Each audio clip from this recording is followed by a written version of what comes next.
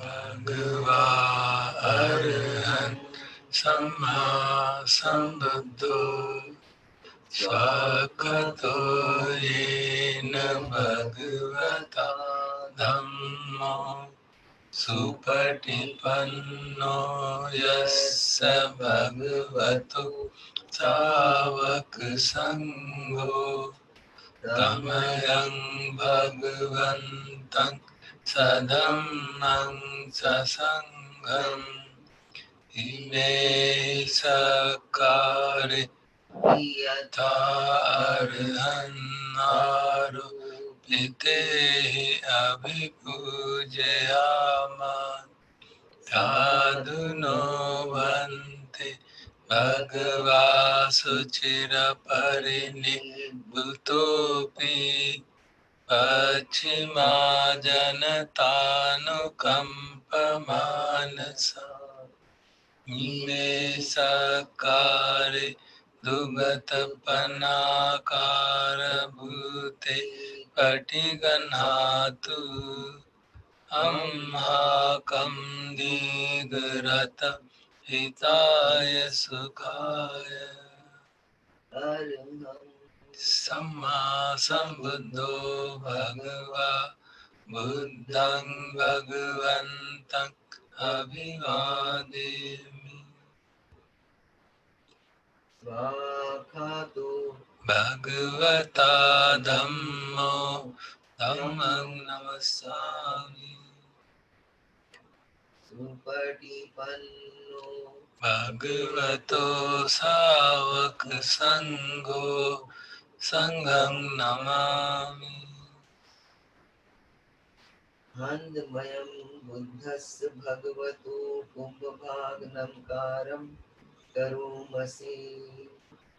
Namo tassa bhagavato arahato samma sambuddhassa. Namo tassa bhagavato arahato samma sambuddhassa. Namo tassa bhagavato arahato samma sambuddhassa.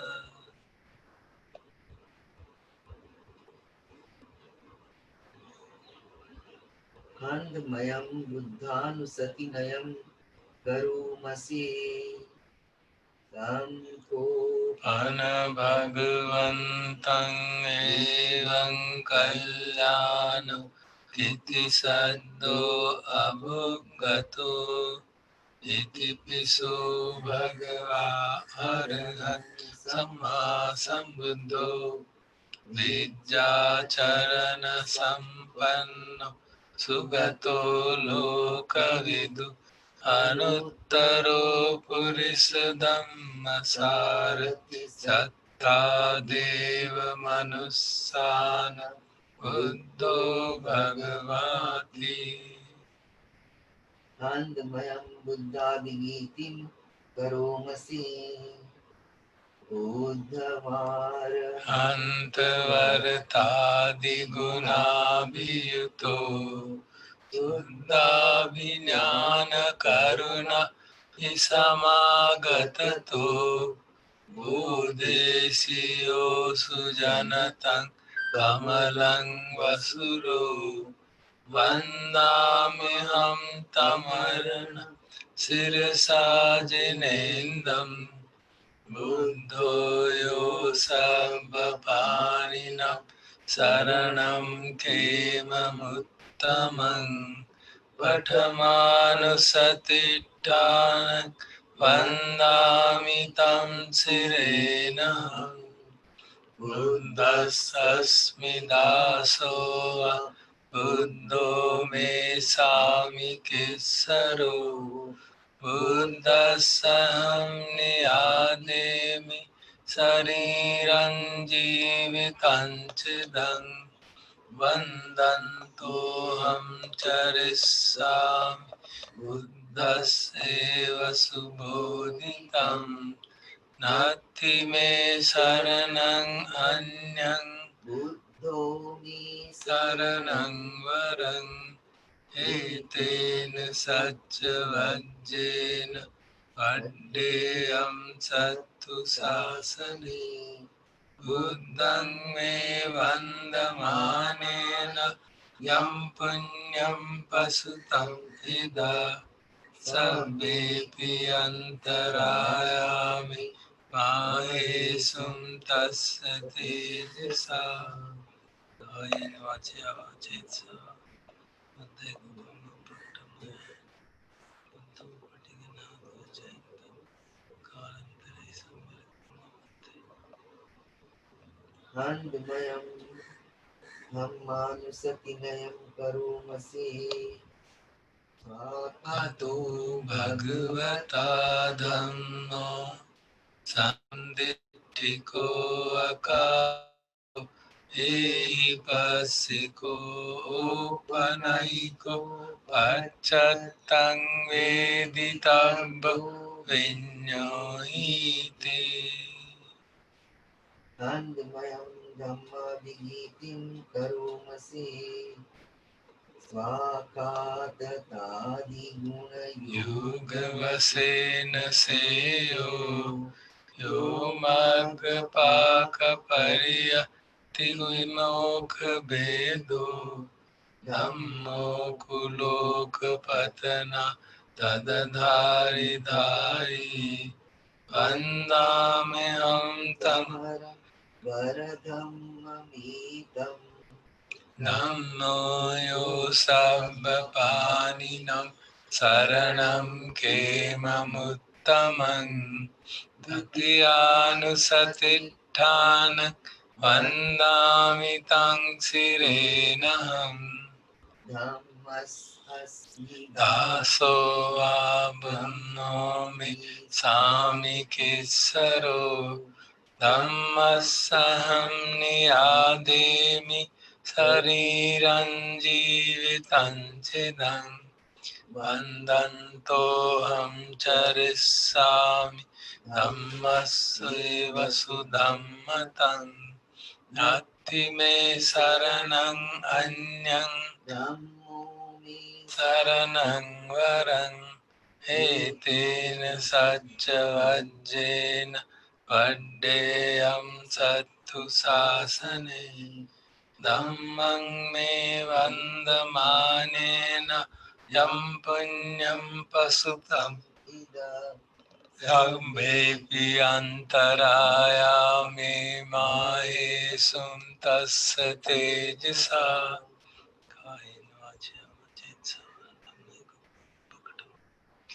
धम्मो पटिगनाथो चिन्त कालान्तरे संवरितुं मतं मे हान्दमयं सङ्घानुसतिनयं करोमसे सुपटिपन्नो भगवतो सावक संगो उजुपटिपन्नो भगवतो सावक संगो न्यायपटिपन्नो भगवतो सावक संगो स्वामीचि पटिपन्नो भगवतो सावक संगो यदिदं चत्तारि पुरुषयुगानि अट्टपुरुषपुङ्गला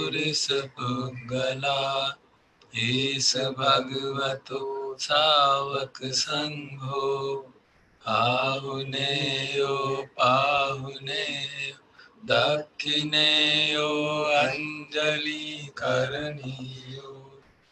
अनुत्तरं पुण्यकीर्तं लोकस्यापि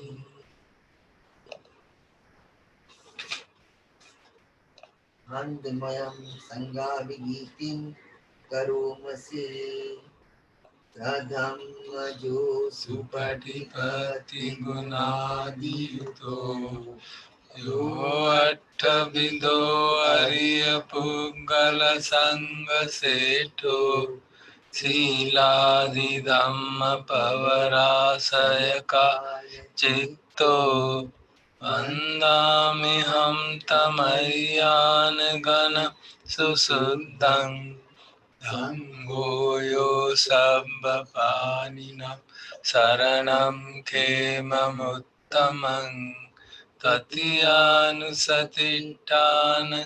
वन्दामि तं शिरेणहम् रङ्गस्मि दासो वा सङ्गो मे सामि केसरो सङ्गस्सहं नियादेमि शरीरं जीवितं चिदम् दन्तीयं चरिष्यामि सङ्गस्य पटिपन्नतं नास्ति मे शरणं अन्यत् संगो मे शरणं वरं प्रीतेन सज्जवज्जेन वड्डेयं सत्तु शासने अङ्गं मे वन्दमानेन यं पुण्यं पशुतं यदा समेऽपि अन्तरायामि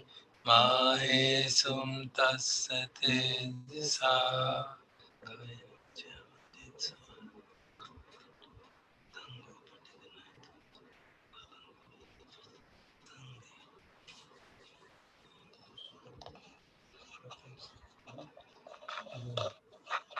रतन शुद्ध का पाठ करेंगे।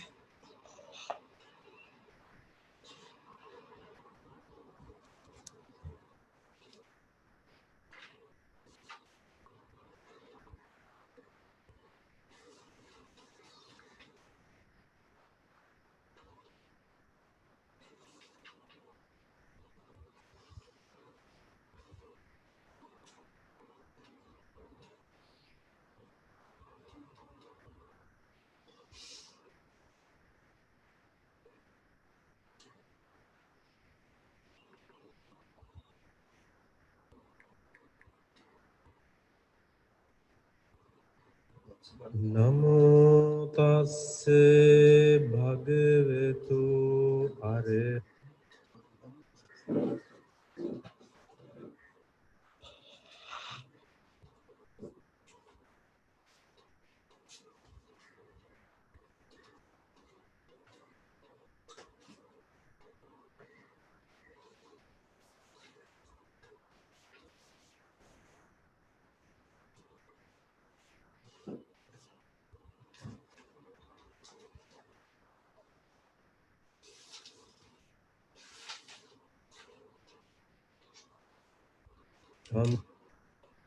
සම්මා නමෝ තස්ස භගවතු අරහතෝ සම්මා සම්බුද්දස්ස නමෝ තස්ස භගවතු අරහතෝ සම්මා සම්බුද්දස්ස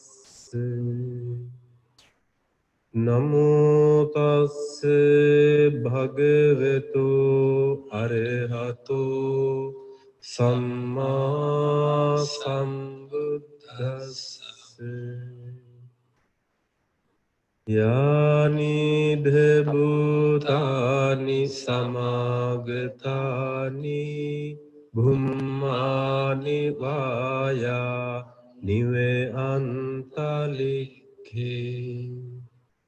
සබ්බේව භූතා සුමනා භවන්තු අතෝපි සක්කච්ඡ සුනන්තු ආසිතං තස්මාහි භූතානි සමේත සබ්බේ මෙත්තං කරෝත මානුසියා පජාය දිවාච රත්තෝ චරන්ති ඒ බලින් තස්මාහි නේරක්ඛත අප්පමත්තා යං කිංචිත්තං ඉදවා උරංවා සග්ගේ සුවායං රතනං පනීතං නනෝ සමංගත්ති තථාගතේන ඉදම්පි බුද්ධේ රතනං පනීතං ඒතේන සච්චේන සුවත්ති හෝතු khයං විරාගං අමෙතං පනීතං යදජ්ජ ගාසක්්‍ය මුනි සමාහිතෝ නතේන ධම්මේන සමත්ති කිංචි ඉදම්පි ධම්මේ රතනං පනීතං ඒතේන සච්චේන සුවත්ති හෝතු යං බුද්ධ සෙට්ඨෝ පරිවන්නයි සුචින් සමාධිමානං තයිකඤ්ඤමාහෝ සමාධිනාතේන සමෝන විජ්ජති ඉදම්පි ධම්මේ රතනං පනීතං ඒතේන සච්චේන සුවත්ති හෝතු යේ පුග්ගලාඨ සතං පසත්තා චත්තාරේතානි යුගානි හොන්ති තේ දක්ඛිනේයා සුගතස්ස සාවකා ඒතේසු දින්නානි මහප්පලානි ඉදම්පි සංඝේ රතනං පනීතං ඒතේන සච්චේන සුවත්ති හෝතු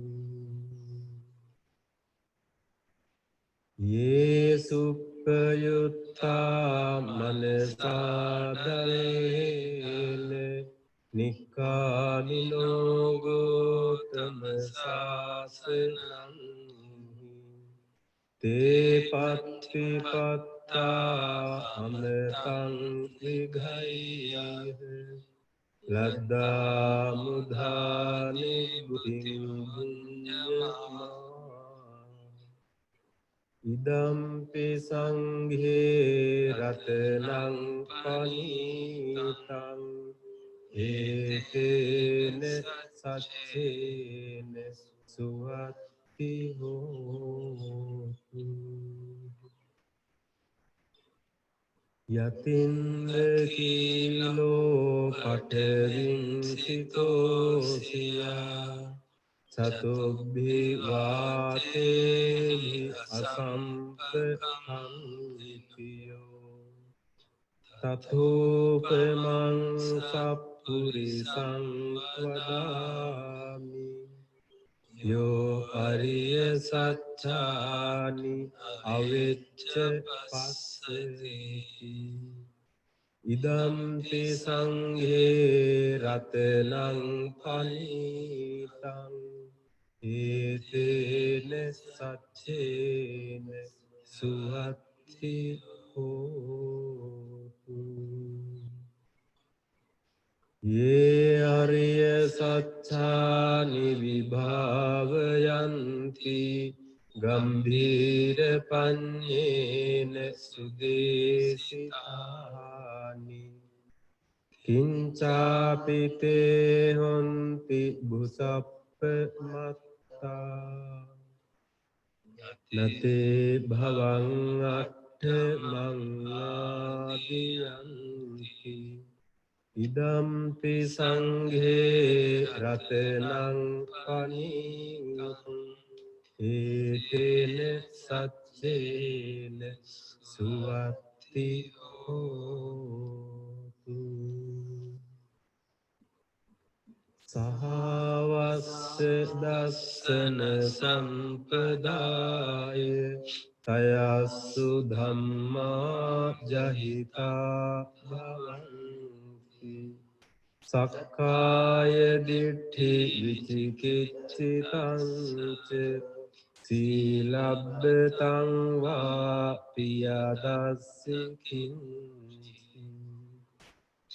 චතෝ අපායේ හිච විප්පමුත්තෝ තථාභිතානානි අබබ්බෝකාතුං ඉදම්පි සංඝේ රතනං පනීතං ඒතේන සච්චේන සුවත්ති හෝතු කිංචාපිසෝ කම්මං කරෝති පාපකං කායේන වාචා උදචේතසාවා අභබ්බෝ සෝතස්ස පටිච්චාදාය අභබ්බතාදිට්ඨ පදස්ස උත්තා ඉදම්පි සංඝේ රතනං පනීතං ඒතේන සච්චේන සුවත්ති හෝතු වනප්ප ගුම්බේ යතා පුස්සිතග්ගේ ගිම්හාන මාසේ පඨමස්මින් ගිම්මේ තතූපමං ධම්ම වරං අදේසයි නිබ්බාන ගාමින් පරමං හිතාය ඉදම්පි බුද්ධේ රතනං පනීතං ඒතේන සච්චේන සුවත්ති හෝතු වරෝරඤ්ඤෝ වරදෝ වරහරෝ අනුත්තරෝ ධම්ම වරං අදේසයි ඉදම්පි බුද්ධේ රතනං අනීතං ඒතේන සච්චේන සුවත්ති හෝතු කීනං පුරාණං නවං නත්ති සම්භවං විරත්ත චිත්තා ආයති කේ භවස්මින් තේකීන බීජා අවිරුල්ලිච්ඡන්දා නිබ්බන්ති ධීරා යතා යම්පදීපෝ ඉදම්පි සංඝේ රතනං පනීතං ඒතේන සච්චේන සුවත්ති හෝතු යානිධ භූතානි සමාගතානි බුම්මානි වායා නිව අන්තලික්ඛි තථාගතං දේව මනුස්ස පූජිතං බුද්ධං නමස්සාම සුවත්ති හෝතු යානිධ භූතානි සමාගතානි බුම්මානි වායා නිව අන්තලික්ඛි තථාගතං දේව මනුස්ස පූජිතං ධම්මං නමස්සාම සුවත්ති හෝතු යානිධ භූතානි සමාගතානි මානිවායා ඉව අන්තලික්ඛි තථාගතං දේව මනුස්ස පූජිතං සංඝං නමස්සාම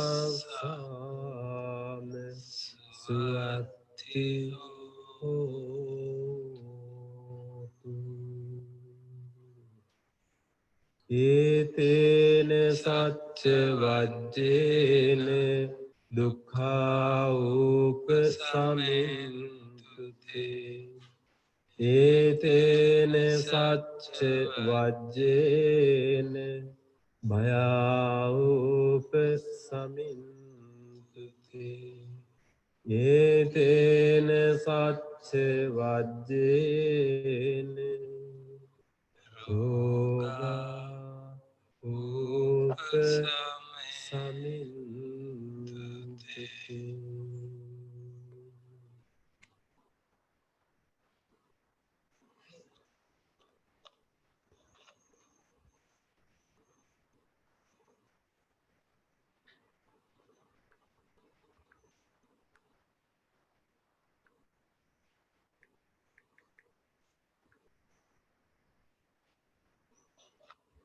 Now listen to Desna by Jancha titled Understanding Vinaya.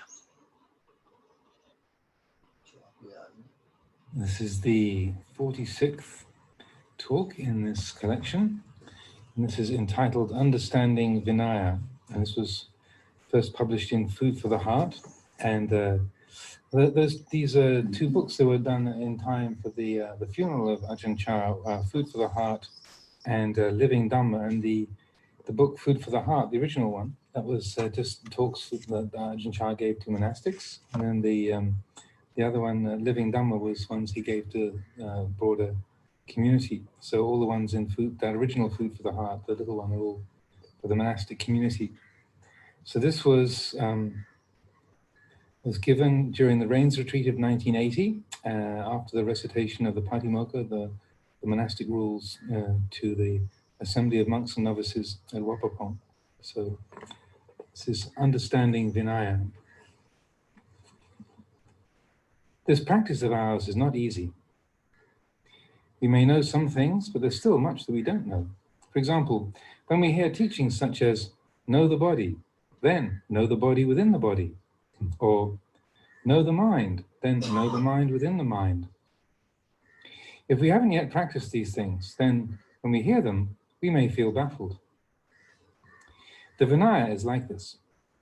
In the past, I used to be a teacher in the early years of Ajahn Chah's monkhood before he began to practice meditation in earnest. But I was only a small teacher, not a big one. Why do I say a small teacher?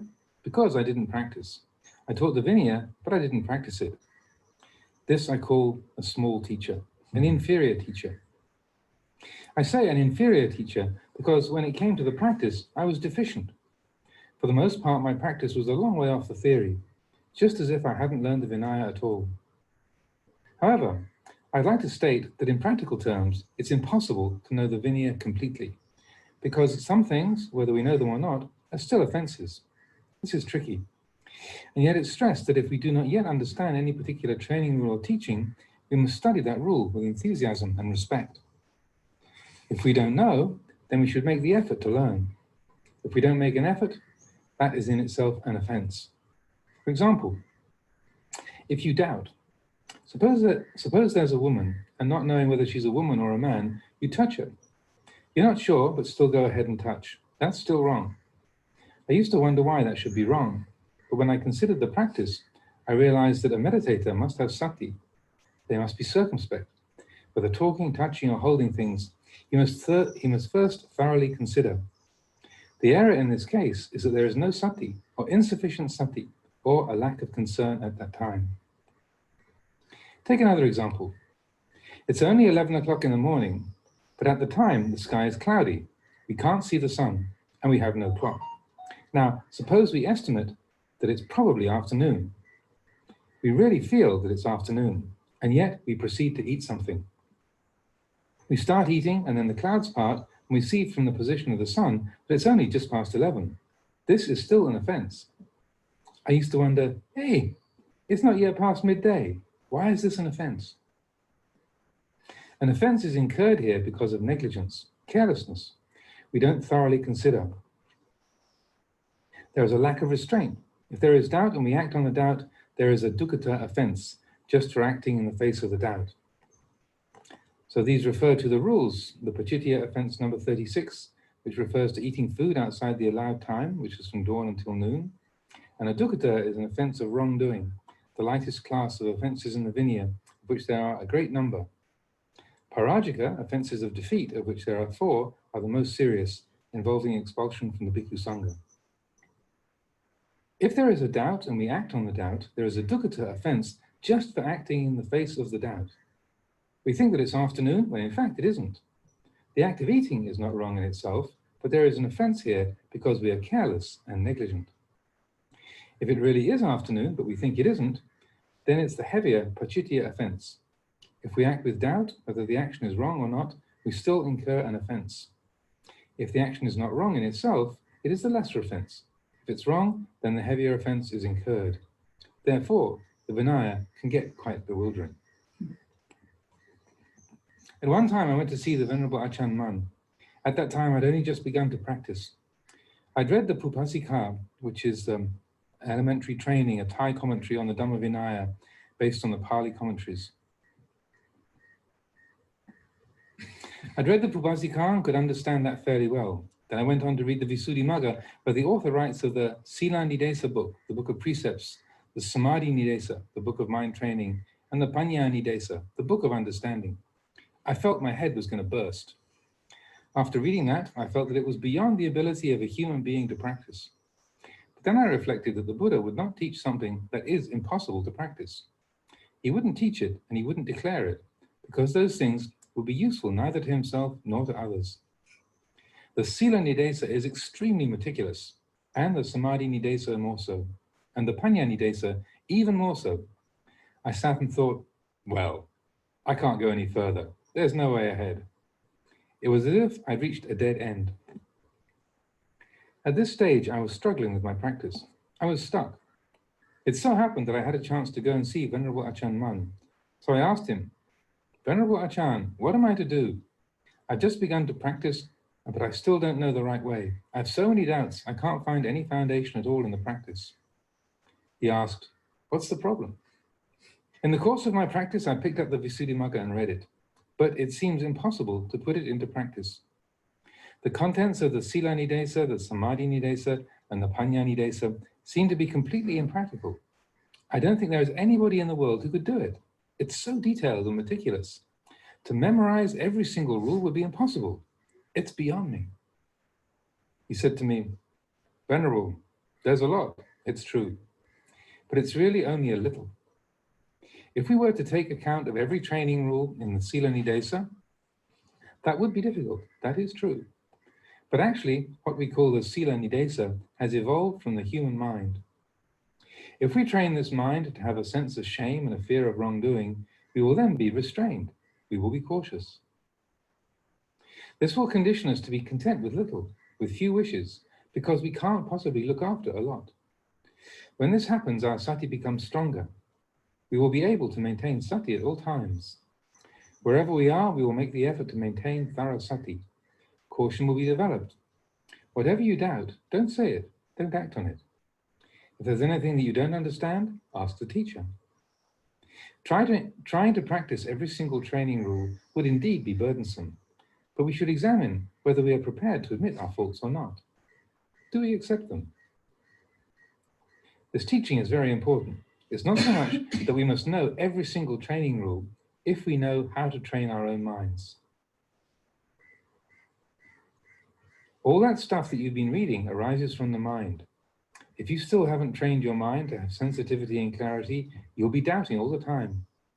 You should try to bring the teachings of the Buddha into your mind, be composed in mind. Whatever arises that you doubt, just give it up. If you don't really know for sure, then don't say it or do it. For instance, if you wonder, is this wrong or not? That is, you're not really sure, then don't say it. Don't act on it. Don't discard your restraint. As I sat and listened, I reflected that this teaching conformed with the 8 ways for measuring the true teaching of the Buddha. Any teaching that speaks of the diminishing of defilements, which leads out of suffering, which speaks of renunciation of sensual pleasures, of contentment with little, of humility and disinterest in rank and status, of aloofness and seclusion, of diligent effort, of being easy to maintain. These 8 qualities are characteristic of the true Dhamma Vinaya, the teaching of the Buddha. Anything in contradiction to these is not. If we're genuinely sincere, we will have a sense of shame and a fear of wrongdoing. We will know that if there is a doubt in our mind, we will not act or speak on it. The Sila Nidesa is only words. For example, Hiriotapa, that is moral conscience and fear of evil actions. Hiriotapa in the books is one thing, but in our minds it is another. Studying the Vinaya with Venerable Achan Mun, I learned many things. As I sat and listened, understanding arose. So when it comes to the Vinaya, I've studied considerably. Some days during the rains retreat, I would study from 6 o'clock in the evening through till dawn. I understand it sufficiently.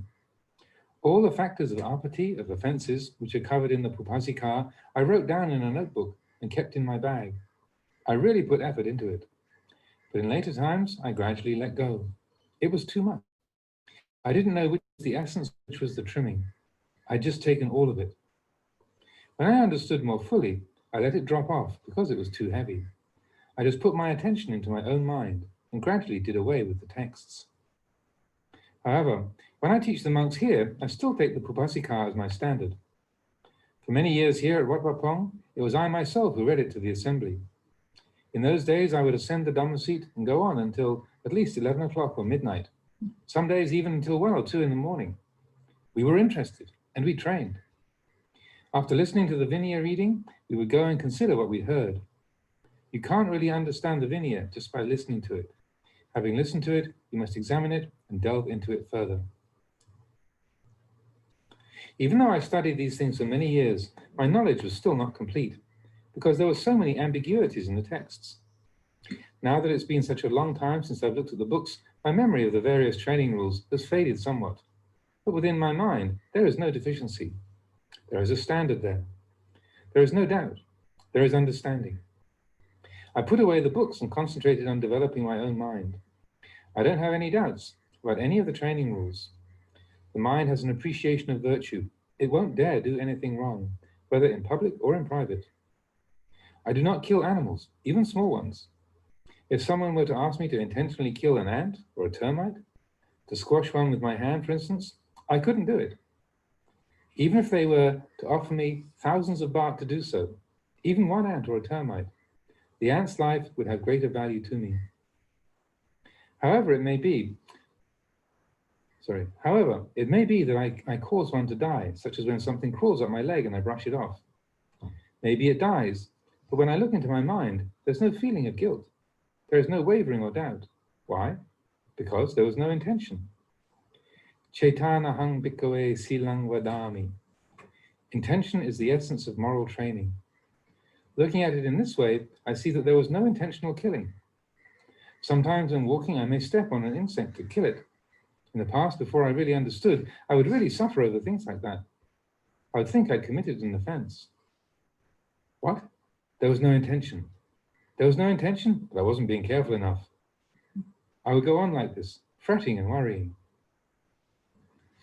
So this Vinaya is something which can disturb the practitioners of Dhamma, but it also has its value, in keeping with what the teachers say. Quote, whatever training rules you don't yet know, you should learn. If you don't know, you should question those who do. Unquote. They really stress this. Now, if you don't know the training rules, we won't be aware of our transgressions against them. Take, for example, the Venerable Thera of the past, Ajahn Pao of Wat Khao Wong Kot in Lopburi province.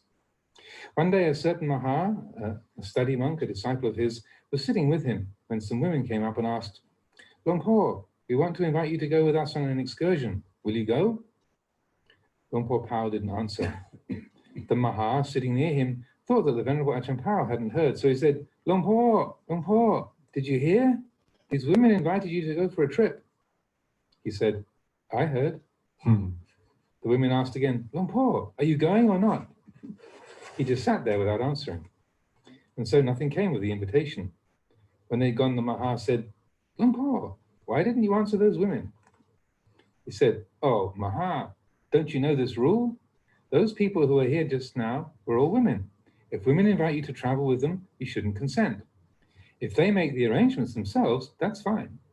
If I want to go with them, I can, because I didn't take part in making the arrangements.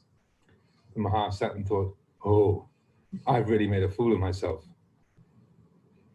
The Vinaya states that to make an arrangement and then travel together with women, even though it isn't as a couple, is a pachitya offense. Take another case. Lay people would bring money to offer to Venerable Ajahn Pao on a tray. He would extend his receiving cloth, holding it at one end. But when they brought the tray forward to lay it on the cloth, he would retract his hand from the cloth. Then he would simply abandon the money where it lay. He knew it was there, but he would take no interest in it. He would just get up and walk away. Because in the Vinaya, it's said that if one doesn't consent to the money, it isn't necessary to forbid lay people from offering it. If he had desire for it, he would have had to say, householder, this is not allowable for a month. He would have to tell them. If you have desire for it, you must forbid them from offering that which is not allowable. However, if you really have no desire for it, it isn't necessary. You just leave it there and go. Although the Ajahn and his disciples lived together for many years, still some of his disciples didn't understand Ajahn Pao's practice. This is a poor state of affairs. As for myself, I looked into and contemplated many of Venerable Ajahn Pao's subtler points of practice. The Vinaya can even cause some people to disrobe. When they study it, all the doubts come up. It goes right back into the past. My ordination, was it proper? Was my preceptor pure? None of the monks who sat in on my ordination knew anything about the Vinaya. Were they sitting at the proper distance? Was the chanting correct? The doubts come rolling on. The hall I ordained in, was it proper? It was so small. They doubt everything and fall into hell. So until you know how to ground your mind, it's really difficult. You have to be very cool. You can't just jump into things. But to be so cool that you don't bother to look into things at all is wrong also. I was so confused I almost disrobed because I saw so many faults within my own practice and that of some of my teachers. I was on fire and couldn't sleep because of these doubts. The more I doubted, the more I meditated, the more I practiced. Wherever doubt arose, I practiced right at that point. And wisdom arose. Things began to change. It's hard to describe the change that took place. The mind changed until there was no more doubt. I don't know how it changed. If I were to tell someone, they probably wouldn't understand. So I reflected on the teaching, Pachatang Veditabo Vinyuhi. The wise must know for themselves. It must be a knowing that arises through direct experience. Studying the Dhamma Vinaya is certainly correct, but if it's just a studying, it's still lacking. If you really get down to the practice, you begin to doubt everything. Before I started to practice, I wasn't interested in the minor offenses, but when I started practicing, even the Dukkata offenses became as important as the Parajika offenses. Before, the Dukkata offenses seemed like nothing, just a trifle. That's how I saw them. In the evening, you could confess them and they could be done with. Then you could commit them again. This sort of confession is impure because you don't stop. You don't decide to change. There's no restraint. You simply do it again and again. There's no perception of the truth. No letting go. Actually, in terms of ultimate truth, it's not necessary to go through the routine of confessing offenses. If we see that our mind is pure and there's no trace of doubt, then those offenses drop off right there. That we're not yet pure is because we still doubt. We still waver. We're not really pure, so we can't let go. We don't see ourselves. This is the point.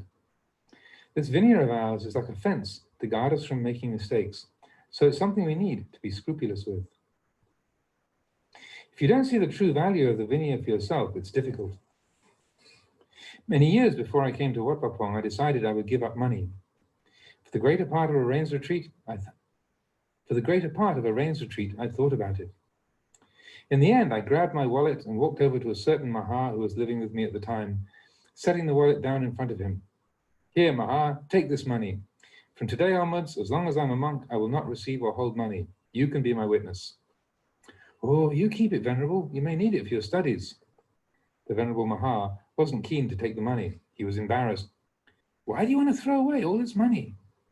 You don't have to worry about me. I've made my decision. I decided last night. From the day he took that money, it was as if a gap opened up between us. We could no longer understand each other. He's still my witness to this very day. Ever since that day, I haven't used money or engaged in any buying or selling. I've been restrained in every way with money. I was constantly wary of wrongdoing, even though I hadn't done anything wrong. Inwardly, I maintained the meditation practice. I no longer needed wealth. I saw it as a poison. Whether you give poison to a human being or a dog or anything else, it invariably causes death or suffering. If we see clearly like this, then we'll be constantly on our guard not to take up that poison. When we clearly see the harm in it, it's not difficult to give it up. Regarding food and meals brought as offerings, if I doubted them, then I wouldn't accept them. No matter how delicious or refined the food might be, I wouldn't eat it. Take a simple example, like raw pickled fish. Suppose you're living in a forest and you go on alms round and receive only rice and some pickled fish wrapped in leaves. When you return to your dwelling and open the packet, you find that it's raw pickled fish. Just throw it away. Eating plain rice is better than transgressing the precepts. It has to be like this before you can say you really understand. Then the Vinaya becomes simpler. This is because the Vinaya forbids bhikkhus from eating raw meat or fish. If other monks wanted to give me requisites, such as a bowl, a razor, or whatever, I wouldn't accept unless I knew them as fellow practitioners with a similar standard of Vinaya. Why not? How can you trust someone who is unrestrained? They can do all sorts of things. Unrestrained monks don't see the value of the Vinaya, so it's possible that they could have obtained these things in improper ways. I was as scrupulous as this. As a result, some of my fellow monks would look askance at me. He doesn't socialize, he won't mix. I was unmoved. Sure, we can mix when we die. When it comes to death, we're all in the same boat, I thought. I lived with endurance. I was one who spoke little. If others criticized my practice, I was unmoved. Why?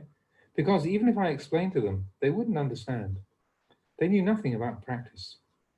Like those times when I would be invited to a funeral ceremony and somebody would say, don't listen to him, just put the money in his bag and don't say anything about it. Don't let him know.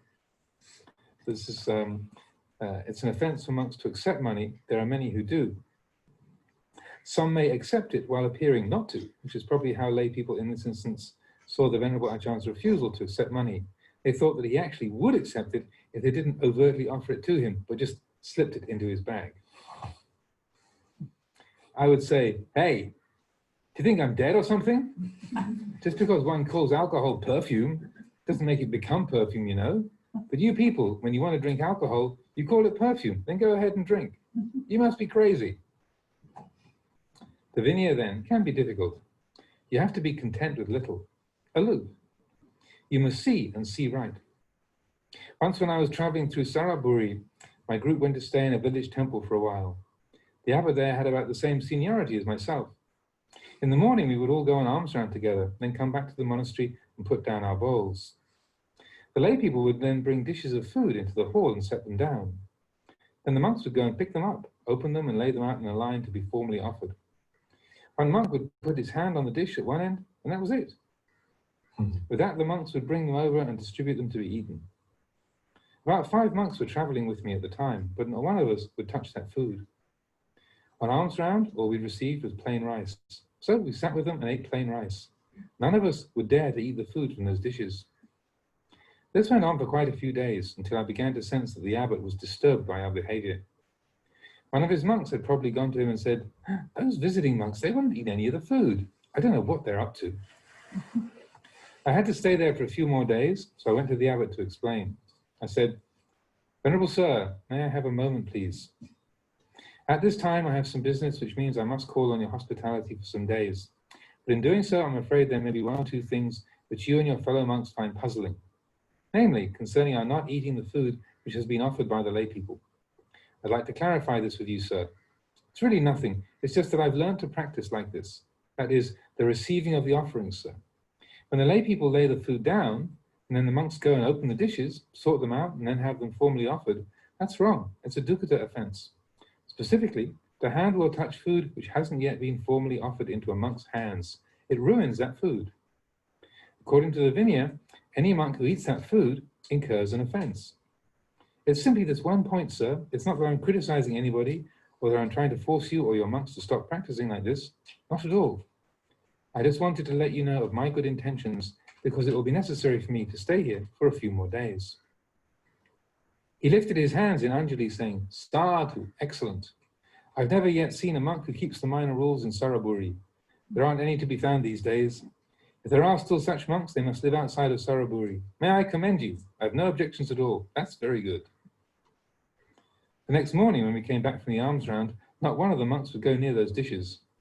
The lay people themselves sorted them out and then offered them, because they were afraid the monks wouldn't eat. From that day onwards, the monks and novices there seemed really on edge, so I tried to explain things to them, to put their minds at rest. I think they were afraid of us. They just went back to their rooms, closed themselves in silence. For 2 or 3 days, I tried to make them feel at ease because they were so ashamed. I really had nothing against them. I didn't say things like, there's not enough food, or bring this or that food. Why not? Because I'd fasted before, sometimes for 7 or 8 days. Here I had plain rice. I knew I wouldn't die. Where I got my strength from was the practice, for having studied and practiced accordingly. I took the Buddha as my example. Wherever I went, whatever others did, I wouldn't involve myself. I devoted myself solely to the practice because I cared for myself. I cared for the practice. Those who don't keep the Vinaya or practice meditation and those who do practice can't live together. They must go their separate ways. I didn't understand this myself in the past. As a teacher, I taught others, but I didn't practice. This is really bad. When I looked deeply into it, my practice and my knowledge were as far apart as the earth and the sky. Therefore, those who want to go and set up meditation centers in the forest, don't do it. If you don't yet really know, don't bother trying. You'll only make a mess of it. Some monks think that by going to live in the forest, they will find peace, but they still don't understand the essentials of the practice. They cut grass for themselves, which is another transgression of the precepts. They do everything themselves. Those who really know the practice aren't interested in places like this. They won't prosper. Doing it like that won't lead to progress. No matter how peaceful the forest may be, you can't progress if you do it wrong. They see the forest monks living in the forest and go to live in the forest like them, but it's not the same. The robes are not the same. Eating habits are not the same. Everything is different. Namely, they don't train themselves. They don't practice. The place is wasted. It doesn't really work. If it does work, it does so only as a venue for showing off or publicizing, just like a medicine show. It goes no further than that. Those who have only practiced a little and then go to teach others are not yet ripe. They don't really understand. In a short time, they give up and it falls apart. It just brings trouble. So, we must study somewhat. Look at the Navakovada. That's a book which is a simplified synopsis of elementary Dhamma Vinaya. What does it say? Study it, memorize it, until you understand. From time to time, ask your teacher concerning the finer points. He'll explain them. Study like this until you really understand the Vinaya. And this is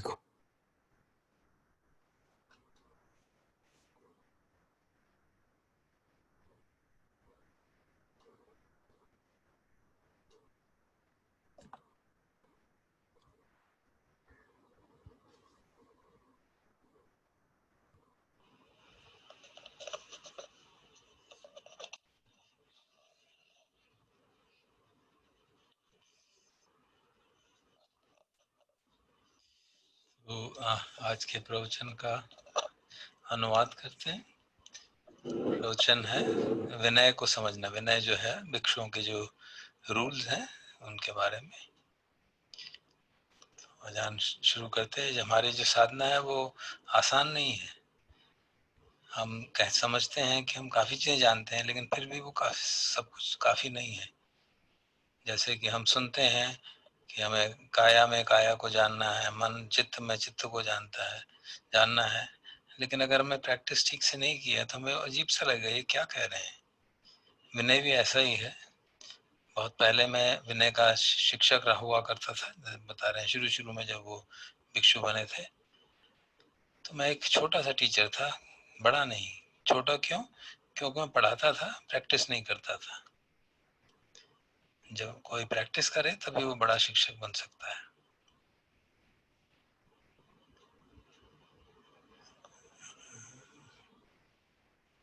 हालांकि मैं ये भी कहना चाहूंगा कि अगर विनय को अक्षरशः समझने लगे तो संभव ही नहीं होगा।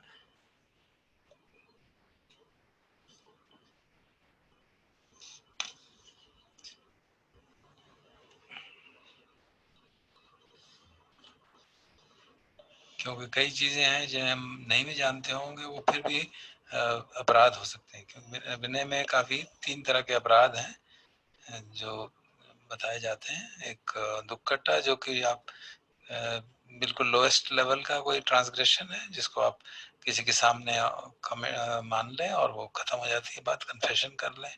फिर पाश्चात्य है और पाश्चात्य है, और फिर पराजिका, जिसमें कि आपको भिक्षु संघ से बाहर निकाल देते हैं।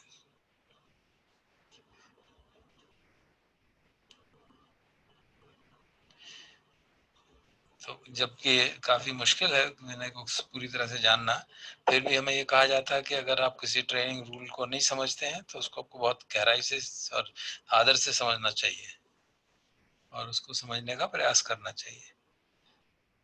जैसे उदाहरण उन्होंने कई दिए इस प्रवचन में कि जैसे मान लीजिए आपके सामने कोई जा रहा है और आपको मालूम नहीं है कि वो स्त्री है या पुरुष है, और आप उसको छू देते हैं, तो ये गलत है। मैं भी सोचता था कि इसमें गलती क्या है, लेकिन जब मैंने साधना शुरू की तो मैंने समझ में आया कि एक साधक को सजग रहना चाहिए। चलते हुए, बात करते हुए, छूते हुए उसको समझ होनी चाहिए, सती रहनी चाहिए। और इसमें गलती यही है कि सती नहीं है। एक और उदाहरण लिया, मान लीजिए 11 बजे हैं सुबह के, और लेकिन आकाश जो है बादल ही छाया हुआ है, सूर्य दिखता नहीं है और हमारे पास कोई घड़ी नहीं है, तो हम सोचते हैं कि शायद हो सकता है कि दोपहर बाद का समय हो गया हो, और फिर भी हमें ये लगता है और फिर भी हम खाना खा लेते हैं, तो ये गलत है। हालांकि जब हम खाना खा लें और तब बादल छट जाए और लगे कि अभी तो सूरज ऊपर ही है, अभी तो आफ्टरनून नहीं हुआ, हालांकि ये सत्य भी और तब भी ऑफेंस है। क्यों? कहते कि मुझे पहले शुरू में बड़ा अजीब लगता था, इसमें ऑफेंस क्या है जब वो दोपहर का समय हुआ ही नहीं है। तो ऑफेंस इसमें यह है, गलती ये है कि आप नेग्लिजेंट रहे, केयरलेस रहे, आपने ठीक तरह से सोच उसके बारे में विचार नहीं किया, आपने संवर नहीं किया, आपको डाउट था कि दुख ये दोपहर के बाद का है कि दोपहर से पहले है, और फिर भी आपने भोजन कर लिया। तो एक दुक्कटा ऑफेंस जो है ना, जो सबसे लोअर लेवल के ऑफेंस माने जाते हैं।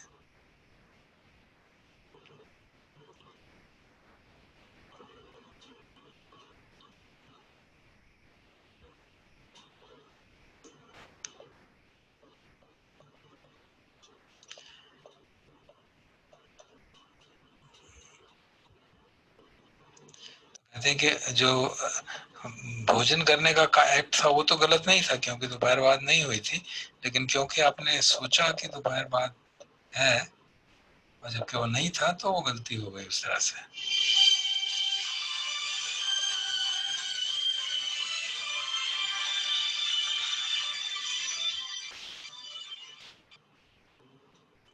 अगर हम किसी काम को शंका है हमारी और फिर भी हम काम करते हैं, तो उसमें गलती है हमारी, क्योंकि जिस काम के बारे में हमें कॉन्फिडेंस नहीं है उसको करना ठीक नहीं है। तो इस तरह से बता रहे हैं कि विनय के कई नियम जो हैं काफी हैरान करने वाले हो सकते हैं। तो बता रहे हैं कि एक बार वो वेनरेबल अजान मन के पास गए थे और उनसे उन्होंने कहा, उन्होंने किताबें पढ़ी थी विशुद्ध मग्गा की, जो शील निदेशा, समाधि निदेशा, पन्या निदेशा जो है, और मुझे लगा कि ये तो मेरा सिर फटने लग जाएगा, इतनी सारी चीजें कहाँ याद करेगा कोई, किस किस को याद करना है। तो फिर मुझे लगा कि भगवान कोई ऐसी शिक्षा तो देंगे नहीं जो प्रैक्टिस नहीं कर सकते। तो फिर मैं डुमपुर मन के पास गया और उनसे पूछा कि ये पढ़ा है मैंने, ये सब पढ़ने से मुझे लगता है कि ये तो संभव ही नहीं है कि इसको कोई प्रैक्टिकली फॉलो कर सके। तो उन्होंने कहा कि तुम्हारी प्रॉब्लम क्या है, तो उन्होंने इसकी डिटेल बताई। तो उन्होंने कहा कि देखिए, ये सत्य है कि उसमें बहुत सारे नियम हैं, और अगर हर एक ट्रेनिंग रूल को आप कहें कि उसको सबको फॉलो करना है स्ट्रिक्टली, जैसे लिटरली जैसे दिया है, तो शायद संभव नहीं होगा। लेकिन ये समझना चाहिए कि ये जो किताबें लिखी गई हैं, शील निदेश, समाधि निदेश, ये सब हमारे मन की तो उपज है। तो अगर हम मन को ट्रेन कर सकते हैं कि उसमें हीरी और उत्तप्पा हो, गलत काम करने के प्रति शर्म हो और गलत काम करने का डर हो, तो वो सब काम अपने आप हो जाएंगे। तो मुख्य बात यही है कि हमको हीरी और उत्तप्पा बनाना है, हमारी साधना ऐसी हो कि हमें मॉरल शेम और मॉरल फियर जो है वो बन जाए, तो अपने आप हमसे कोई गलत काम होगा ही नहीं।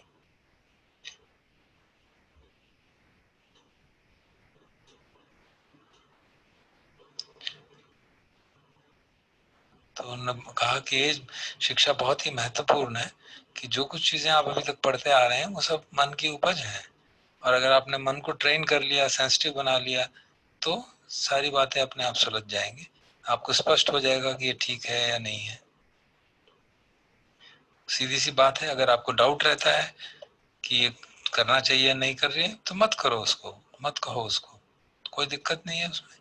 आपके अंदर अगर सेंस रेस्ट्रेंट है, आप में संवर करने की क्षमता है, तो जो आपको लगता है कि काम करना चाहिए कि नहीं करना चाहिए, डाउट है, तो मत करो, तो उसमें तो कोई ना करने में तो कोई दोष नहीं है।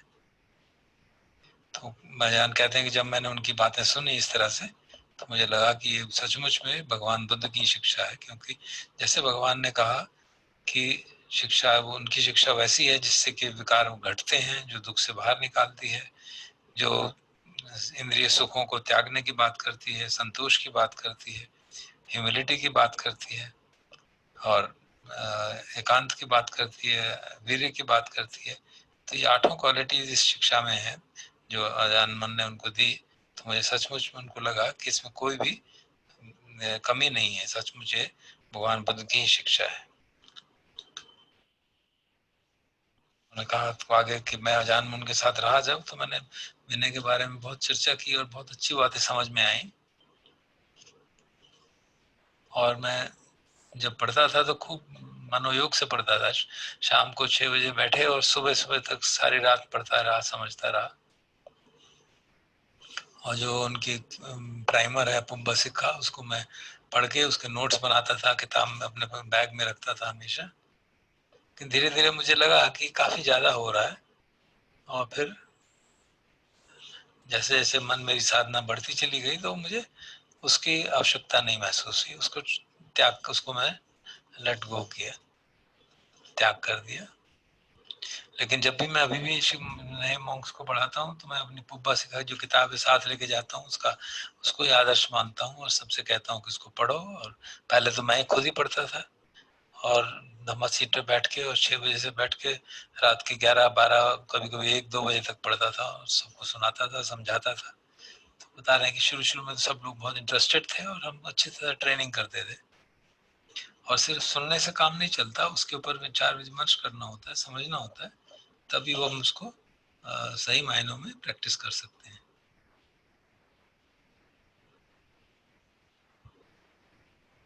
लेकिन हालांकि मैंने सब कुछ पढ़ा था, फिर भी डाउट मेरे साधना करने से ही निकले, उससे पहले डाउट नहीं निकलते। और जब मेरी अब साधना ऐसी हो गई कि मुझे किसी बारे में कोई डाउट नहीं है, अब मुझे किताबों को देखने की भी जरूरत नहीं है। मैं समझता हूँ शील का क्या महत्व है, और अगर आप शील के महत्व को समझते हैं तो कभी शील को क्यों तोड़ेंगे। कहते हैं कि अगर कोई मुझे कहे कि मैं तुम्हें हजारों बात दूंगा, तुम एक चींटी को भी मार दो, तो मैं कभी ऐसा करूंगा ही नहीं। हाँ, ये हो सकता है कि मुझे मालूम ना हो और मेरे जांग पे कोई मच्छर आ गया और मैंने उसको हटाया और वो मर गया, लेकिन वो मेरे शील नहीं टूटा, क्योंकि मेरा कोई उसमें इंटेंशन नहीं था। जैसे भगवान ने कहा है, चेतना है भिक्खवे शीलम वदामि। जो चेतना है, इंटेंशन है, वो शील है, वही कर्म बनता है।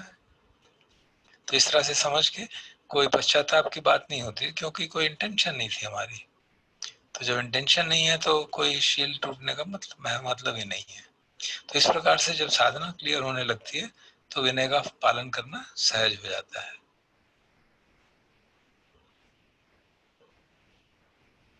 तो जब भी टीचर्स विनय सिखाते हैं तो जो भिक्षु उनको कहा जाता है कि अगर तुम्हें समझ नहीं आ रहा है, डाउट है रूल्स के बारे में, तो किसी सीनियर से जाके पूछो, ताकि वो आपको ठीक से समझा सके। तो एक उदाहरण दे रहे हैं, भूतकाल में कोई अजान पाव थे वहां पे, लोग बुरी पाउंस में। तो बताते हैं कि एक डिसाइपल, जो कि महा का मतलब होता है जो जिन्होंने बेसिक एजुकेशन जो है त्रिपिटक की पूरी की हुई है, तो महा का उपाधि दी जाती है। तो कहने एक महा जो थे, उनके डिसाइपल थे, वो उनके साथ बैठे हुए थे। तो कोई एक स्त्री उनके पास आई और कहने लगी, लुंगपुर, हम आपको चाहते हैं कि आप हमारे साथ घूमने चलें एक्सकर्शन पे। तो लुंगपुर पाव जो थे, उन्होंने जवाब ही नहीं दिया। तो 1-2 बार जब हुआ तो महा जो बैठे थे उनको लगा शायद उन्होंने सुना नहीं है, तो जोर से जाके उनको बोला, ये औरतें आपको बुलाने आई हैं ट्रिप के लिए। तो लुंगपुर ने उनसे कहा, मैंने सुन लिया है। फिर औरत दोबारा बोली तो फिर उन्होंने जवाब नहीं दिया, और इस तरह से वो सारी इन्विटेशन खत्म हो गया। और जब वो चली गई थी तो महा ने उनसे कहा, लुंगपुर, आपने जवाब क्यों नहीं दिया उन औरतों को। तो उन्होंने कहा, वहां तुम्हें ये नियम नहीं मालूम कि जो लोग यहाँ बैठे थे वो सब स्त्रियां थी, और अगर सब स्त्रियां आपको कभी इनवाइट करें तो आपको नहीं जाना चाहिए। अगर वो खुद अरेंजमेंट कर रही है तो ठीक है, लेकिन मैं अगर उसमें किसी तरह के अरेंजमेंट में पार्ट नहीं ले सकता हूँ। तो जो महा थे उनको समझ में आ रहे, मैंने तो अपना आपको मूर्ख बना लिया, मैंने की बात ही नहीं समझी। क्योंकि मैंने कहता है कि अगर वो औरतों के साथ चलते हैं तो भी उसमें अरेंजमेंट करते हैं, और फिर औरतों के साथ चलते हैं तो उसमें भी एक पाचित्य ऑफेंस है, जो मतलब 2nd ग्रेड का अपराध माना जाता है। तो एक और केस उदाहरण बता रहे हैं कि हमारे समझने के लिए भिक्षुओं के, क्योंकि हम लोग भी भिक्षुओं के साथ काफी इंटरेक्ट करते हैं, कि कई बार जो लेप लोग हैं वो पैसे देने आते थे अजान पाव को ट्रे पे। तो उन्होंने अपना कपड़ा रखा हुआ था और ट्रे पे लोगों ने रखी, तो उसमें देखा उन्होंने कपड़े पैसे पड़े हैं, तो उन्होंने अपना कपड़ा जो है हटा लिया वहां से, और उठ के चले गए। उन्होंने उसको ना लिया ना कुछ कहा और चले गए वहां से, क्योंकि उनको कोई उसमें पैसे में कोई इंटरेस्ट नहीं था। तो अगर कोई किसी को पैसे में इंटरेस्ट हो तो वो कहेगा उसको कि भाई ये गृहस्थ लोगों ये देना उचित नहीं है, लेकिन उनको कोई भी इंटरेस्ट नहीं थी तो उठ के वहीं से चले दिए। तो कहते हैं कि जब अजान और उनके शिष्य जो शिष्य थे कई सालों तक साथ रहे थे, तब भी उन लोगों को ये समझ नहीं आती थी अजान हमारे साथ इस तरह से क्यों व्यवहार करते हैं। तो उनको लगा, अजान चाह कह रहे हैं कि मुझे लगा कि ये लोग सोचते ही नहीं, कोई विचार ही नहीं करते कि जो विनय के सूक्ष्म बातें हैं उनके बारे में कभी विचार विनिमय ही नहीं होता है। तो बताते हैं कि विनय के जो कई नियम हैं वो इतने सूक्ष्म हैं कि कई आदमी अगर उसके अंदर डाउट में फंस जाए तो वो अपनी ऑर्डिनेशन तक छोड़ के चला जाएगा। उसको लगेगा कि मेरी जब ऑर्डिनेशन हुई थी तो जो मेरे उपाध्याय थे वो सचमुच में शुद्ध चित्त था उनका कि नहीं, और जो मॉन्क्स बैठे थे उनको विनय के बारे में सब कुछ मालूम था कि नहीं, चैंटिंग ठीक हो रही थी कि नहीं, वो ठीक जगह पे बैठे थे कि नहीं, या हॉल तो ठीक नहीं लग रहा था, हॉल छोटा था। कहते हैं अगर इस तरह की बात सोचने लगोगे तो सचमुच में इतना कंफ्यूज हो जाओगे। तो बताने लगे कि मैं खुद एक बार इतना कंफ्यूज हो गया तो मैं भी डिसरोब करने को तैयार हो गया था, क्योंकि जब मुझे लगा मेरी साधना में बहुत कमियां हैं और मेरे टीचर्स में बहुत कमियां हैं, इतना डाउट कि मैं रात को सो नहीं पाता था। लेकिन जब मैंने साधना की ठीक से और जितनी जितनी साधना करता गया डाउट हटते गए और प्रज्ञा जागी तो सब बातें समझ में आने लग गई, मन बदल गया। तो उसकी जो परेशानियां थी डाउट करने की सब समाप्त हो गई। तो फिर मैंने विचार किया भगवान की जो धम्म की डेफिनेशन दी जाती है इस वंदना में, पच्चतंग वेदितव्यो विन्यो ही, कि जो समझदार लोग हैं उनको अपने आप समझना पड़ता है साधना करके कि क्या है धर्म। सिर्फ पढ़ना तो उसके लिए आवश्यक है, लेकिन सिर्फ पढ़ेंगे तो बात कभी समझ में नहीं आएगी। तो जब मैं साधना करने शुरू में तो दुख ऑफेंस ऐसे लगता था क्या बड़ी बात है, ये गलती हो गई शाम को कह देंगे वो खत्म हो जाएगी बात, शाम को कह देंगे ये गलती हो गई। तो लेकिन बताने लगे कि जब मेरी साधना अच्छी होने लगी तो मुझसे तो इस तरह का छोटे से छोटा ऑफेंस भी लगता था, बहुत बड़ा लगता था। तो मैं कभी भी ऐसा किसी तरह का भी ट्रांसग्रेशन नहीं करता था। तो वो कह रहे हैं कि अगर परमार्थ सत्य के हिसाब से देखा जाए तो कोई कन्फेशन की भी जरूरत नहीं है। अगर हमारा चित्त शुद्ध है, कोई डाउट नहीं है, तो जो अगर गलती हुई है वो वहीं पे समाप्त हो जाती है। क्योंकि हमारा चित्त अभी शुद्ध नहीं है, हमें डाउट है, तो इसलिए कन्फेशन की आवश्यकता महसूस की गई है। जो विनय है वो एक तरह से एक फेंस है हमारे तरफ से, ताकि इस वृक्षों को गलती करने से रोक सके। और अगर आप उसकी महत्व नहीं समझेंगे तो अपने आप जीवन मुश्किल बना लेंगे। फिर उदाहरण एक और दे रहे हैं कि कई वर्ष पहले मैंने डिसाइड किया था कि मैं पैसे इस्तेमाल नहीं करूंगा। तो जो एक वर्षावास चल रहा था उसमें मैंने सोचा, और अगले दिन मैं गया और एक मतलब वही जो स्कॉलरली भिक्षु होते हैं उनके पास गया और मैंने उनको अपना पाँव बंटवा दिया और कहा ये वहाँ आप ये रख लीजिए पैसे, आज के बाद में पैसे नहीं इस्तेमाल करूंगा, और तो आप मेरे विटनेस रहेंगे इस बारे में। तो उन्होंने कहा कि वेनरेबल आप पैसे की जरूरत पड़ेगी ना, आपको पढ़ाई करनी है, पढ़ाई के लिए भी जरूरत पड़ेगी। तो वो थोड़े एम्बेरस हो रहे थे कि आप पैसा क्यों फेंक रहे हैं। तो उन्होंने कहा नहीं आप चिंता मत करिए, मैंने डिसाइड कर लिया है, अब मैं पैसा नहीं लूंगा चाहे कुछ भी हो जाए। तो बता रहे हैं कि उस दिन से ही जैसे हम दोनों के बीच में एक भेद शुरू हो गया कि वो हालांकि वो मेरे विटनेस अभी तक हैं, उनको यही लगता था कि मैं पैसा नहीं यूज कर रहा और वो कर रहे हैं, तो आपस में एक खाई सी बन गई। क्योंकि मुझे उस साधना करते करते ऐसा महसूस होने लगा ये जो पैसा है ये एक जहर की तरह है, और वो जहर आप किसी मनुष्य को दो चाहे जानवर को दो उसको दुख देगा ही, मृत्यु देगा, या नहीं तो दुख तो देगा ही जरूर। तो इसलिए अच्छा है कि हम उस पॉइजन से बच के ही रहें। इस तरह फिर भोजन के बारे में बता रहे हैं कि आप भोजन आर्म्स राउंड पे जाते हैं और कोई आपको पिकल्ड फिश दे देता है जो लाइव फिश है, तो आपको तुरंत फेंक दे, जो खाने बैठे और देखें कि पत्तों में ये लिपटी हुई है तो आपको तुरंत फेंक देना चाहिए, क्योंकि ये नियमों के अनुरूप नहीं है। अगर कई वो बता रहे हैं कई मुख्य लोग मुझे कुछ अगर देना चाहते थे बाउल या रेजर वगैरह तो मैं कभी एक्सेप्ट नहीं करता था, क्योंकि जब तक मुझे मालूम ना हो कि मेरे साथ साधना करते हैं और उनका विनय का स्टैंडर्ड क्या है। तो बता रहे हैं क्यों नहीं करते थे, क्योंकि मालूम नहीं दूसरा भिक्षु अगर विनय का स्टैंडर्ड अच्छा नहीं है, मालूम नहीं वो क्या किस तरह से उस चीज़ों को उसने इस्तेमाल उनको पाया है, वो उसने शीलवान रह के वो देने चीज़ें पाई हैं कि कोई और गलत तरीकों से पाया है। तो इसलिए मैं कभी भी दूसरे भिक्षुओं से कुछ नहीं लिखता था। हालांकि उससे वो बहुत कई बार नाराज हो जाते थे कि ये अलग ही रहता है, एंटी सोशल है ये। कहते हैं हाँ मिक्स होने की क्या बात है, जब मर जाएंगे तो सब आपस में अपने आप मिक्स हो जाएंगे। कहते मैं हमेशा शांति का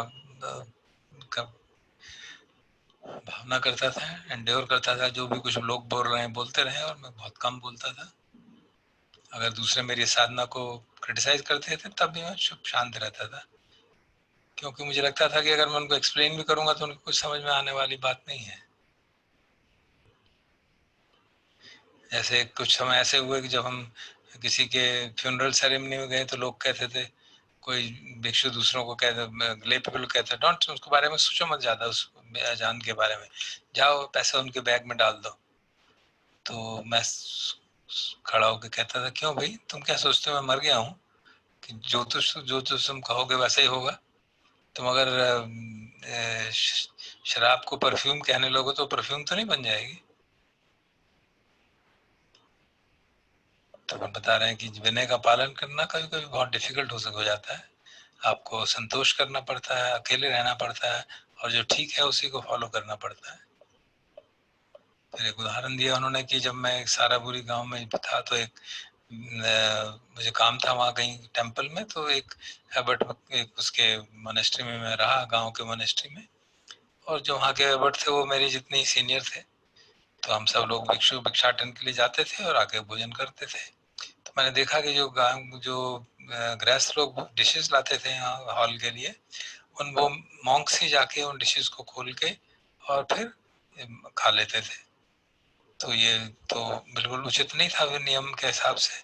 तो हम लोग जो मैं और मेरे साथ 4 साथी थे, हम लोग को तो केवल सूखा राइस मिला था, हम वही बैठ के खाते थे, कोई भी डिश हमने ली नहीं।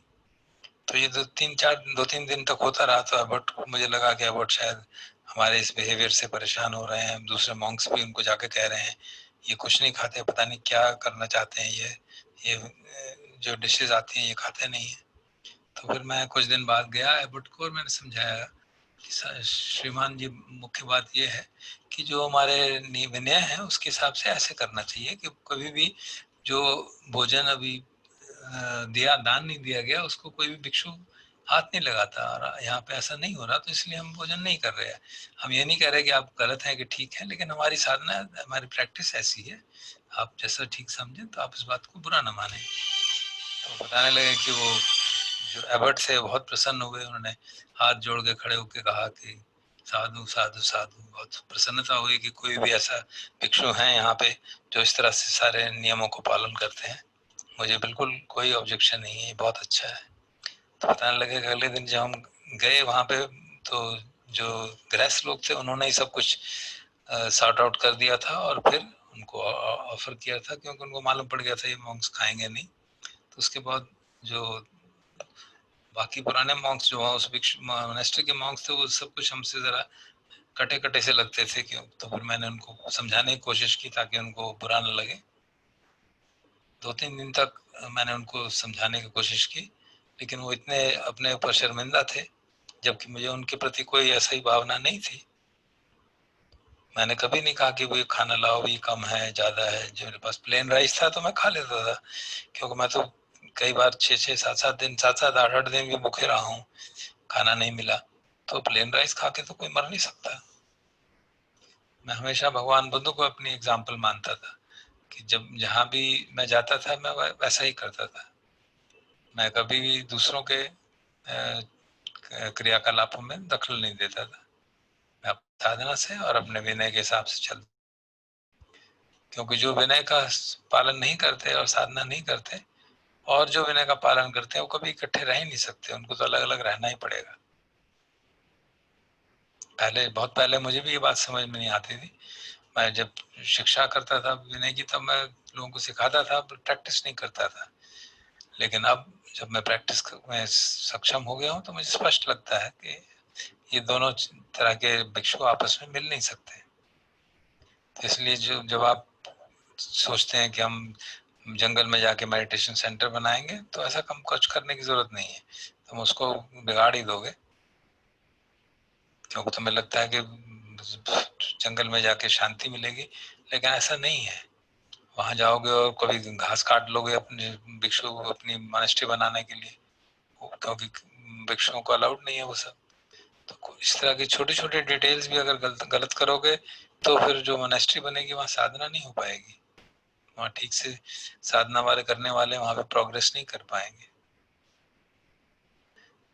जो फॉरेस्ट मॉन्क्स सच में जो फॉरेस्ट में रहते हैं, उनको देख के आप ये मत सोचो कि आप भी वैसा ही कर सकते हो। उनके ईटिंग हैबिट्स अलग हैं, रहने का तरीका अलग है। तो अगर आप इस तरह से जिस तरह से रह रहे हो वैसे ही जाओगे और वहाँ के जो विनय का गहराई से पालन नहीं करोगे, तो स्थान ही समाप्त हो जाएगा, उसको कोई महत्व नहीं रह जाएगा। क्योंकि जब तक साधना बहुत अच्छी तरह नहीं की होगी, तब तक आप विनय का पालन ठीक से नहीं कर पाएंगे। और दूसरों को शिक्षा देने की कोशिश मत करो। तो हाँ, हमको जो उनकी किताब है नवको वादा, जो समरी है उसकी, हमको पढ़ना चाहिए, उसको देखना चाहिए कि उसमें क्या लिखा हुआ है, याद करना चाहिए और उसको समझना चाहिए। अपना जो आपके टीचर है उससे पूछिए इसके बारे में, हर एक पॉइंट्स के बारे में, ताकि आप विनय के जो सूक्ष्म बातें हैं वो भी समझ सके।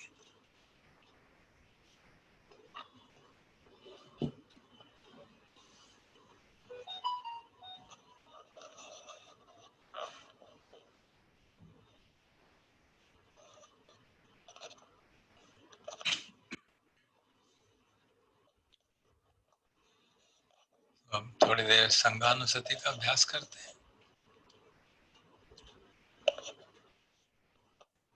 संगानुसति का मुख्य आधार जो हमारे पूजनीय भिक्षुगण हैं, जिनके प्रति हमारी श्रद्धा है, भगवान बुद्ध हैं, उनके चीफ उनके डिसाइपल्स हैं, उनके बारे में अगर हमें मालूम है, या हमारा सौभाग्य है कि हम कई आर्य संघ से मिले हैं, कुछ लोगों से जो कि जिनके कारण हमें बहुत इंस्पिरेशन मिली है, तो उनके गुणों को याद करके, और जो भगवान ने संगानुसति के जो वर्सेस खुद ही बताई थी, उनको चैंट करके हम याद कर सकते हैं कि देखिए जिन संघ हैं उनमें भी ये सब गुण है ना।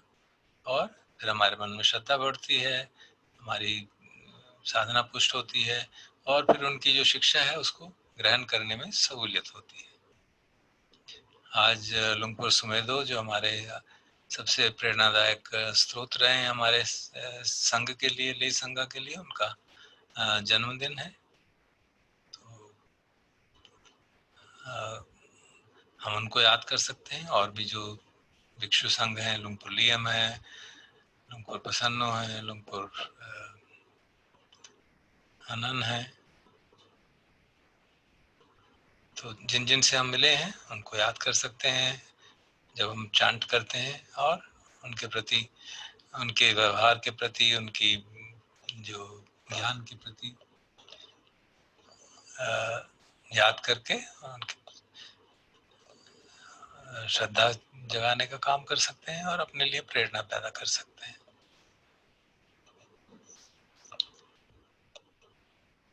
और कल एक्चुअली लुंगपुर प्रसन्नो का बर्थडे भी था, मैंने उनको विश किया था, ईमेल लिखी थी।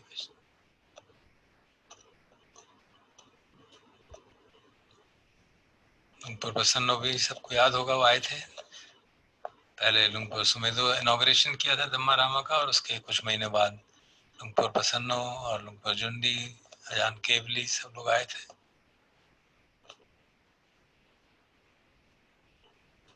तो हमारे लिए संगानुसति करना बड़ा सुलभ, बहुत सुखदायक।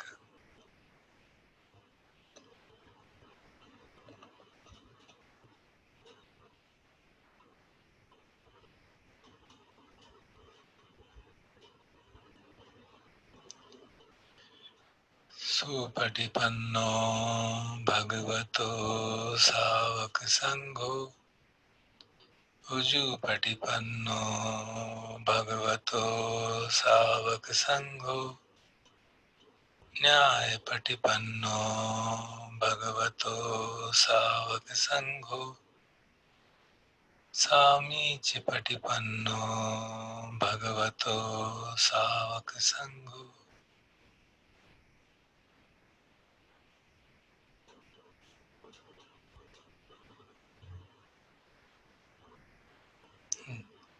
जो ठीक प्रकार से मार्ग पे चलते हैं, सीधे मार्ग पे चलते हैं, इधर उधर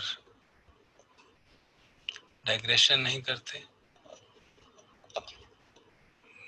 ज्ञान पूर्वक मार्ग पे चलते हैं, प्रज्ञा के साथ मार्ग पे चलते हैं और भली भांति कॉम्प्रहेंसिवली मार्ग पे चलते हैं, ऐसे हैं भगवान के श्रावक संघ।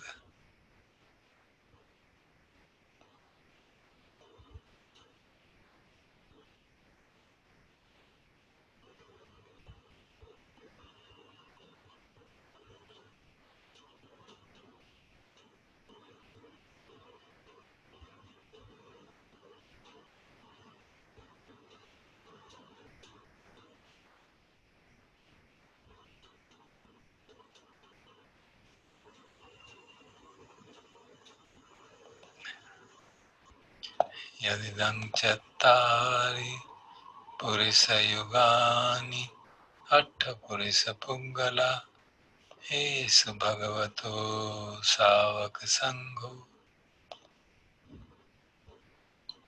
तो 4 पेयर्स हैं, 8 तरह के पुंगल, सोतापत्ति मार्ग, सोतापत्ति फल, मग मतलब जो मार्ग के फल के पर काफी नजदीक है।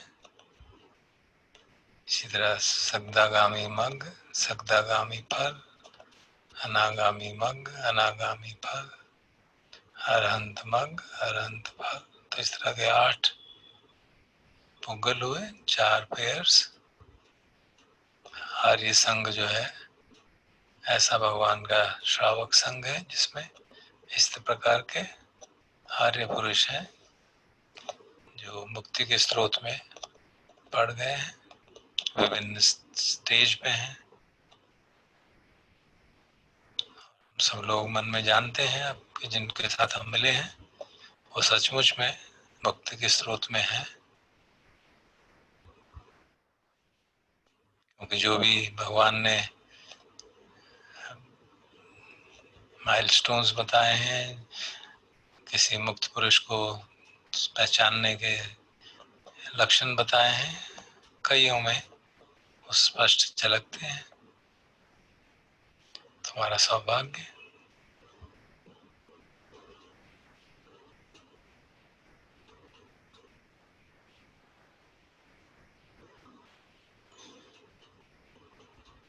आहुनेय पाहुनेय दक्षिणेय अंजलि करणीय।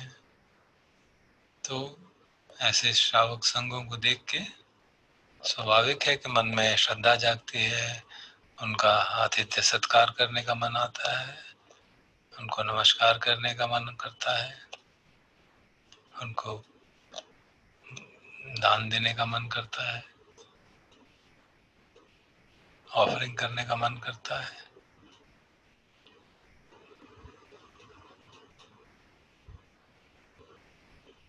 हम अपने अनुभव के आधार पे कह सकते हैं, पिछले 2-2.5 वर्षों के अनुभव पे, कि कैसे हमको स्वयं अंदर से प्रसन्नता होती है जब ऑफरिंग करते हैं भिक्षु संघ को।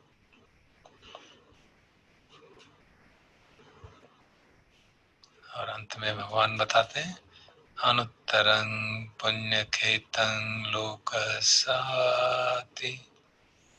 तो ऐसे जो भगवान के श्रावक संघ हैं वे पुण्य के अद्वितीय पुण्य क्षेत्र हैं, अर्थात ऐसा क्षेत्र है जैसे जिस क्षेत्र में बीज डालो तो बहुत फल आता है, तो उस तरह के महान पुण्य के क्षेत्र हैं, उनके प्रति किया गया कोई भी पुण्य का काम उसका फल महान फल होता है।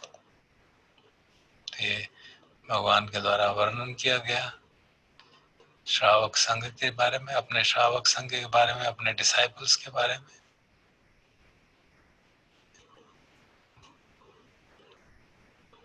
तो मन में श्रद्धा जागती है, प्रेरणा जागती है कि हम भी ऑफरिंग्स कर पाए। 4 रिक्विजिट्स हैं, उनकी ऑफरिंग कर पाए। कुछ कर पाते हैं। अभी एक मेन ऑफरिंग रह गई है, निवास की ऑफरिंग हमने नहीं की है किसी ने, तो वो भी हम लोग प्रेरणा रखते हैं, मन में भाव संकल्प रखा हुआ है कि एक मोनेस्ट्री हम लोग यहाँ बनाए भारतवर्ष में। तो वो संकल्प भी पूरा होगा कि निवास की ऑफरिंग की कर पाएंगे हम लोग सब मिलके। तो संघानुस्थिति हमारे मन में प्रसन्नता पैदा करती है, श्रद्धा पैदा करती है और प्रेरणा देती है किस तरह से हम उस मार्ग पे आगे बढ़ पाए।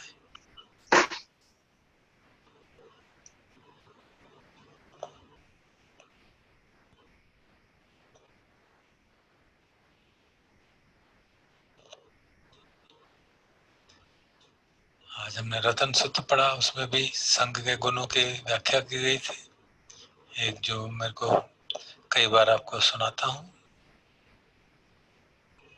यथिंद खीलो पठविंसितोसिया चतुर्विवाते ही असंपकंपियो तथोपमं सपुरुषं वदामि यो अर्य सच्चा न वेच्च पश्यति इदम्पि संघे रत्नं पनीतं एतेन सच्चेन सुवत्ति होतु। तो कहते हैं इस सत्य के आधार पर सबका कल्याण हो। क्या सत्य है कि ये संघ में रत्न है कि वो किसी भी परिस्थिति में उनका चित्त कंपायमान नहीं होता। जैसे खंबा पृथ्वी में गड़ा हुआ है, किसी भी तरह से वायु आए वो हिलता नहीं है, वही उपमा इस संघ की दी जाती है। क्यों ऐसी दी जाती है?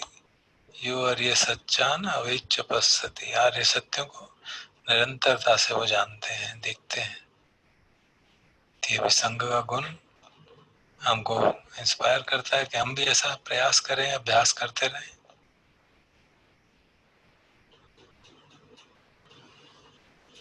हमारी मॉर्निंग चैंटिंग में भी कई जगह संघ के गुणों की बात आती है।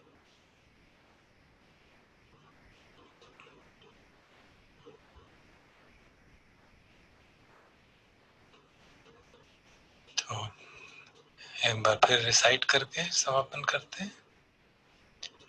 सुपटिपन्नो भगवतो सावक संघो उजुपटिपन्नो भगवतो सावक संघो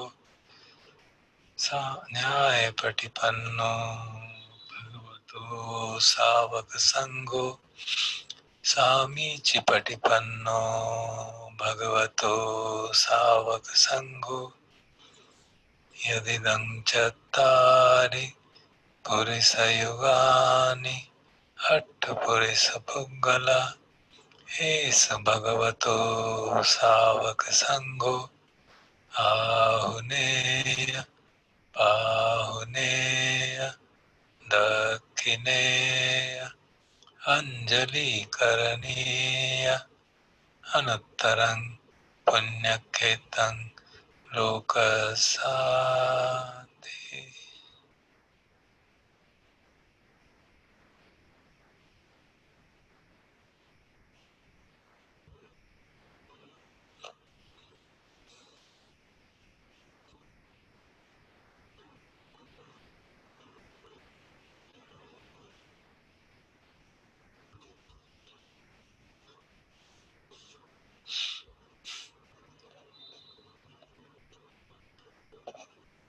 अब समापन करते हैं।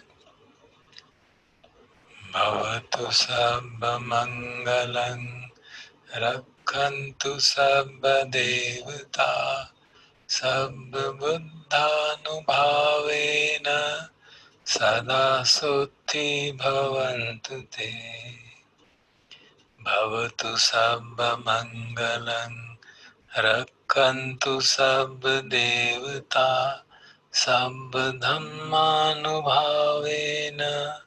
सदा सुखी भवन्तु ते भवतु सर्वमङ्गलं रक्षन्तु सर्वदेवता सर्वसङ्गानुभावेन सदा सुखी भवन्तु ते